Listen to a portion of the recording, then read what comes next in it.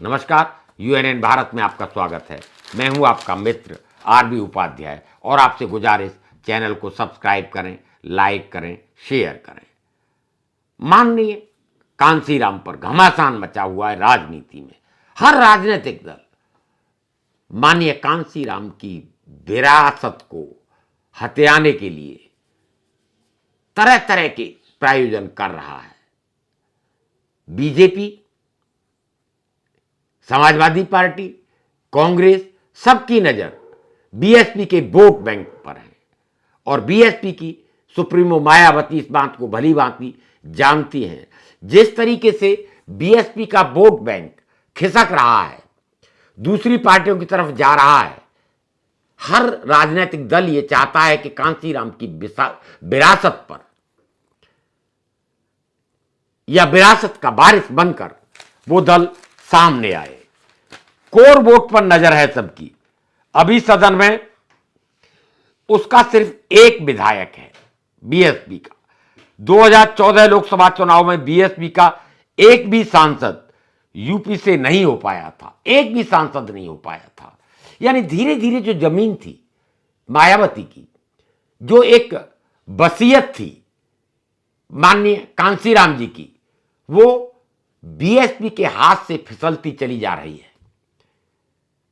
और ऐसा मैं इसलिए कह रहा हूं कि 2022 के चुनाव में देखा भी गया, जैसे ही गठबंधन टूटता है समाजवादी पार्टी और बीएसपी का, 2019 में लोकसभा समाजवादी पार्टी के साथ गठबंधन करने पर 10 सांसद जीते थे बीएसपी के, लेकिन वो गठबंधन टूट गया था। अब 2022 के चुनाव में देखा गया, ऐसे में अन्य राजनीतिक दलों को लगता है बीएसपी का जो कोर वोट है उसे अपने पाले में करने का यह सुनहरा मौका है, क्योंकि वो वोट बैंक बीएसपी से छिटक रहा है तो कहीं तो जाएगा। और उसी कड़ी में समाजवादी पार्टी शिद्दत के साथ माननीय कांसीराम को आधार मानते हुए कांसीराम की प्रतिमा का अनावरण करती है।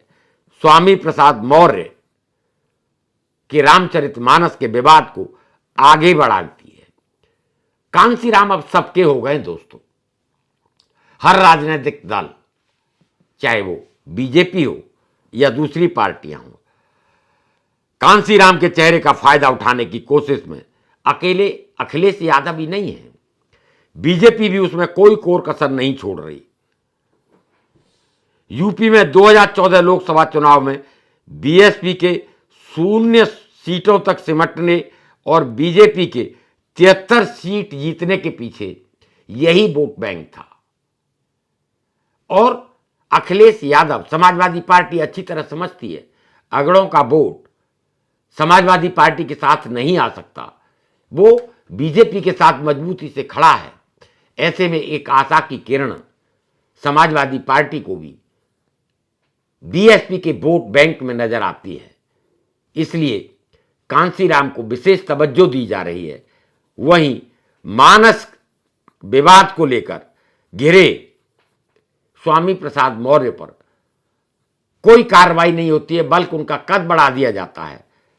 अखिलेश यादव उनके कॉलेज में जाते हैं और कॉलेज में जाकर एक खास विचारधारा के साथ खड़े होते दिखना चाहते हैं।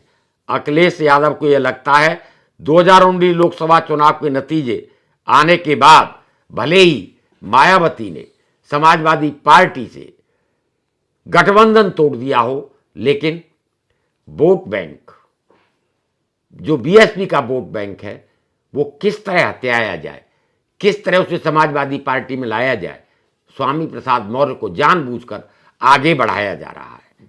कांसीराम की विरासत पर मायावती और अखिलेश दोनों आमने सामने हैं। मायावती जहां गेस्ट हाउस कांड की याद दिलाती है, यानी एक वोट बैंक बीएसपी के साथ, मायावती के साथ मजबूती से खड़ा था। एक समय भी वो भी था जब उत्तर प्रदेश में मुख्यमंत्री थी बहन मायावती, लेकिन धीरे धीरे वो वोट बैंक उनके हाथ से फिसलता चला जा रहा है। आप इस सब घटनाक्रम को किस तरह देखते हैं? राजनीति में बीएसपी का भविष्य और बीएसपी का जो कोर वोट बैंक है वो कहां जाएगा? हमें कमेंट्स करिए। आपके कमेंट्स हमारा मार्गदर्शन करते हैं। और पुनः आपसे गुजारिश, चैनल को सब्सक्राइब करें, लाइक करें, शेयर करें। नमस्कार।